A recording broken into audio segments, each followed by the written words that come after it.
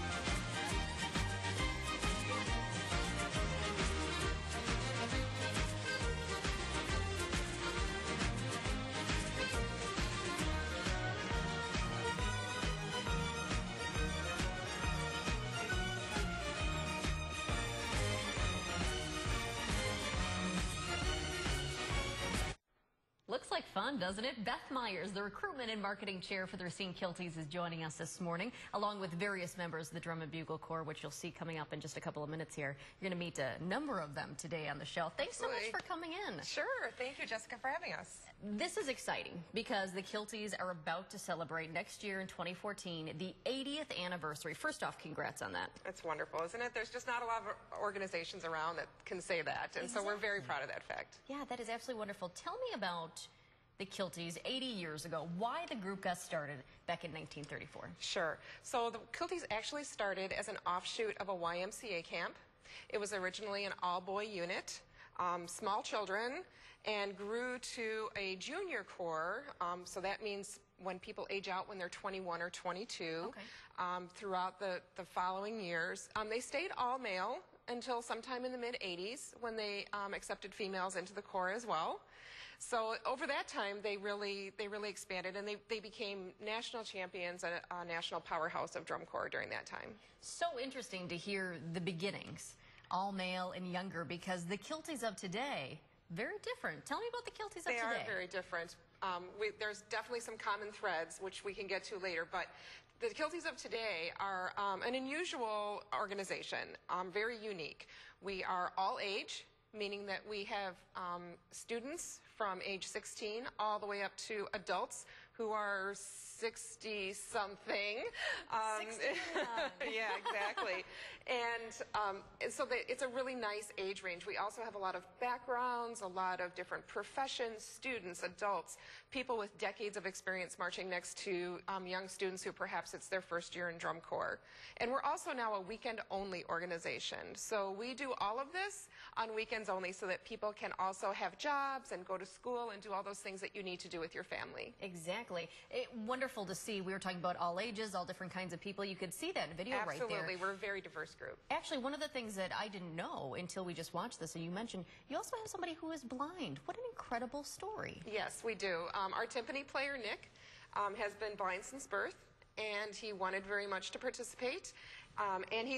So on the field, he sits in the front pit or front ensemble and plays the timpanis, but he also marches parades with us. Wow. And he's an incredible individual, and we're really glad to have him as part of our corps. Yeah, that's awesome inspiration. I love it. Roughly how many performances do you put on a year, and where exactly do you perform? About 24, depending on the year. We get over 400 requests for performances each year. Wow.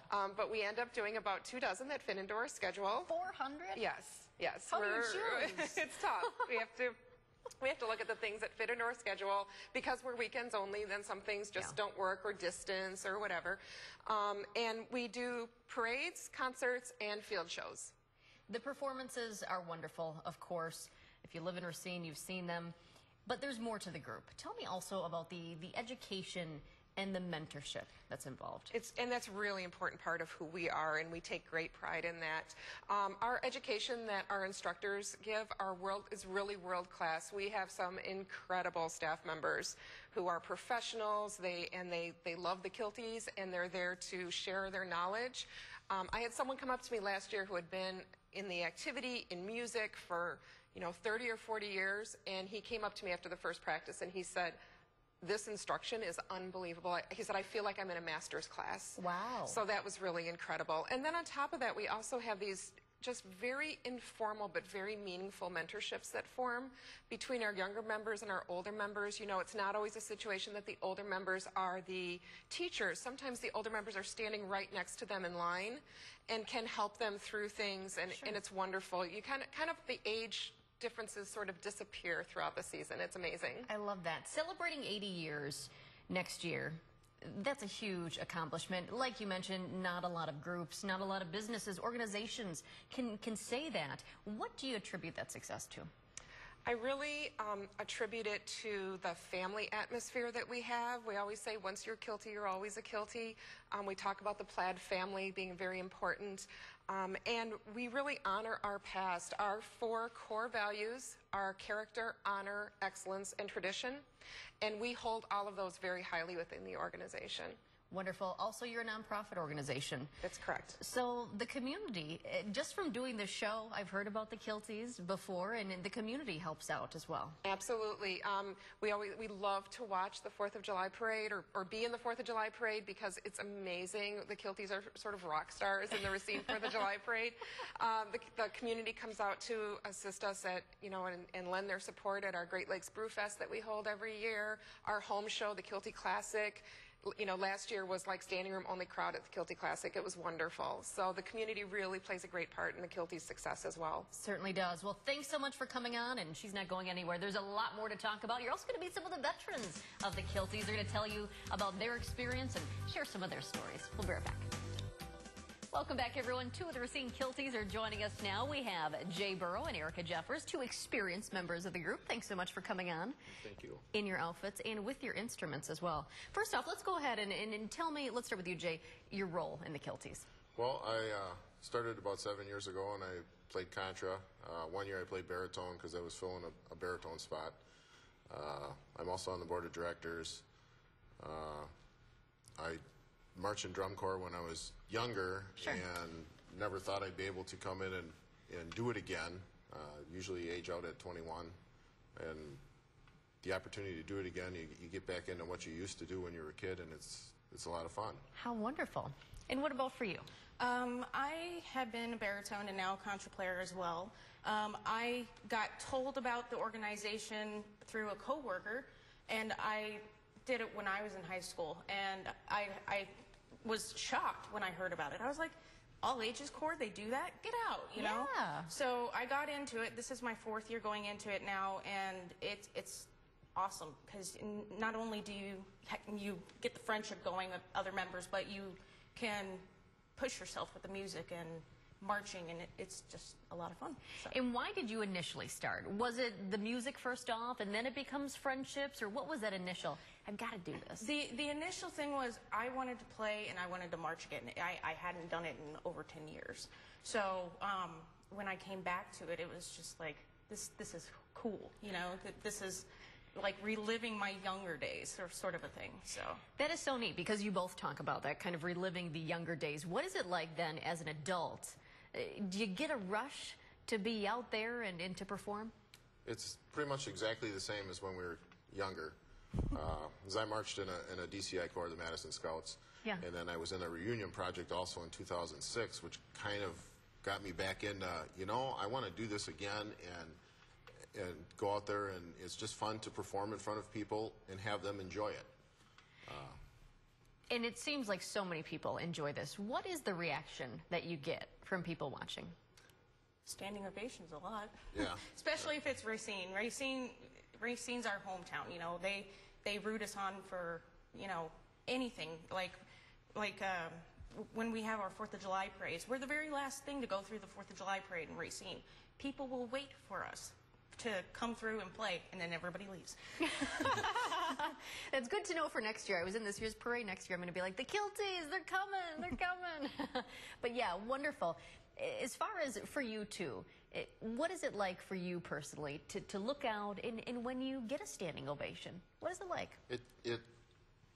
It makes you enjoy what you're doing, you know, because the crowd appreciates it, and you pull in that energy, and sometimes it makes you get through the show because it is quite demanding, even though it's only about 11 minutes long, especially when you're hauling a horn like that around and throwing it on your shoulder and down. And but it can be a lot of work, but when you see that crowd stands up and the appreciation you get, it's all worth it. It's all worth it, without a doubt. You talk about the show itself being demanding. What is the practice schedule like? I think a lot of people at home are wondering, how often do they need to practice, and for how long? What does that entail? I think practicing, I mean, not only do when we have practices, it is an all-weekend thing, so you have to prepare yourself for that. There's our brass director always says, good rule of thumb, you know, try to do something 15 minutes a day. Even if you don't play, have a mouthpiece in your pocket. Do it in your car when you're driving to work, which I think I'm guilty of a lot. But yeah, you know, just you have to be dedicated to it for sure. Sure. But it's not hugely demanding if you want to put forth the effort to do it, you know? Sure. And you have the drive for it. If you have the drive and you want to do it, you're going to make it work. Right. Without a doubt. What was it like when you first started? If you are looking out there to people at home and people are saying, this looks like so much fun, I enjoy music, I would like to do this, what's your best pitch for a possible new member? Well, I mean, there's sometimes we have people that come that haven't played much. Being that I was in drum corps earlier, I kind of knew what to expect as far as the marching aspect of it. But for a new member coming to an organization that doesn't know anyone, that may, you know, think, oh, I don't know how to, you know, interact with people, you know, that I don't know. Everyone welcomes them. Our first camp is unbelievable how you're welcomed and you fit right in. We've had people after the first camp go, I can't believe all the people that came and talked to me, and they feel right at home in the next camp. They're one of the guys. What do you do at camp, by the way? Practice, practice, practice? Yeah, I mean, well, Stretches. We start, usually we have about an hour, and they have, you know, cereal and stuff for breakfast, and that's kind of where you get to talk to everyone.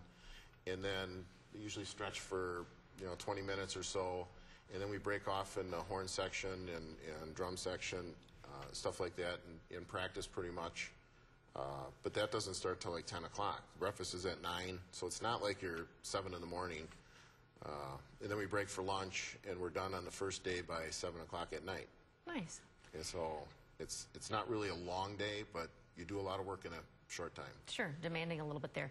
What is it like for both of you, but especially you, Jay, because you have 7 or 8 years behind you? What is it like to be side by side with a newbie? What is that experience like for you and for them as well? It's kind of fun because you get to, you know, especially when I've been in Corps for over 30 years, and when I started, that I get someone who doesn't even know what drum corps is, and I can sit and tell them, oh, what we used to do and things like that, and you know, you show them certain things they may not know exactly how to handle the horn, so you're kind of helping them with that on the side. Instead of, you know, we do get together as a group, and instructors do show us that, but at least you can help. So they have a little more knowledge, and then the instructors can kind of just tweak it when they see it. So, you know, it's everyone helping out everyone, and sometimes you do get new members that say, you know, I thought we were supposed to do this. Oh, yeah, I got it, you know. So it goes both ways. And for you as well, Erica, is that part of the fun of this? Too, is being able to help? I mean, you're having fun and you're advancing your own skills, but being able to help somebody else as well? Absolutely. I mean, you kind of get a very interpersonal connection. I mean, I remember my first year when I had Jay next to me, and Jay would do this, do this. And even still sometimes he has little things that he can throw in there and help. And then you get that and you can take it on to somebody else. So it's everybody's learning all the time, not just musically, but, you know, how to interact with people. Just, it's a very, I guess, rewarding kind of a feeling, all in all. So, without a doubt. Well, congrats to both of you as well for being a part of the Kilties and in celebrating 80 years next year. That's going to be a great time. Yep. Thanks so much. Sure will. The Kilties are the musical and marching ambassadors of the Racine area. They have a rich history, as you've heard, and also a bright future. Coming up next, see what's in store next year. That is pretty neat, isn't it? There you have it, the 2014 show concept. Beth, in a nutshell, you're basically honoring those who came before and those who started 80 years ago, aren't you? Absolutely. That was our goal, was to bring forth a show that is progressive, it's an integrated show design, it's exciting, and at the same time we're definitely taking kind of a tip of our hat to our past, our tradition, and exactly those members that came before us in a way that also honors those members who are going to come after us as well. Exactly, weaving the old in with the new. Absolutely. How important is that foundation, that initial foundation from the start? It's very important, and it's very integral to who the Kilties are. We really want to bring our alumni and honor our alumni and the people that brought the Kilties to this point. Obviously, those of us who stand in the organization currently haven't been here for 80 years, right? There's been people that have made it successful all the way along. So we want to make sure that we're holding our place in a way that honors them, and also sort of holding that place for the people that want to come forward so that there's a Kilties in another 80 years. Wonderful, exactly. That's the key. Speaking of next year as well, 2014, tell us a little bit about the first camp of next year. It's coming up, and we're super excited about it. So the first camp is going to be December 7th and 8th in Racine at Gilmore School. It starts at 9 a.m. on the 7th. And if anyone wants to come to that, we're really welcoming new people, and there's a place online that you can go to fill out an application at kilties.com. There's a tab that's called the Join tab, and on there's an online application. All that application does is sort of reserve your spot for camp. Okay. You're not obligating yourself to anything financially or anything else. All you're doing is saying, hey, I would really like to check this out. Wonderful. And I don't know if we can pull it up, but I actually happen to have the Kilties website up on my iPad right now. And there is, it's very easy to use. It's really neat, too. You can see some of the wonderful videos that you guys have put together, some of the videos that we've shown you today. But it is kilties.com. Here you go, and you can see right here the videos. And here's the spot where you were just mentioning, first camp and 2014 auditions. You can see it here on the left. And I like this, the Kilties countdown, 39 days, 1 hour, 45 minutes. And we do count down because, you know, our members are together all summer long, and we love each other so much, and we get so close. And then we kind of get into this dry time between September and December where we're not seeing each other. Yeah. And that December camp is such a reunion and homecoming for everyone. It's 3 months, but we're so used to seeing one another that 3 months seems like forever to us. I love it. The countdown in the corner right there. Thank you so much. Up next, we're going to talk about the pursuit of excellence. See how the Kilties go all out. Well, we have another member of the Kilties joining us right now. Sean, Reisdorf is here, a 4-year member. How did you get your start with the Kilties? Ironically, I was in Detroit at the time, and I was just itching for something to do and trying to find something fun, and had marched in high school and thought it'd be fun to do it. Didn't think there was a way I could do it as an adult, and I came across the Kilties website and sent an email with 1 or 2 clicks.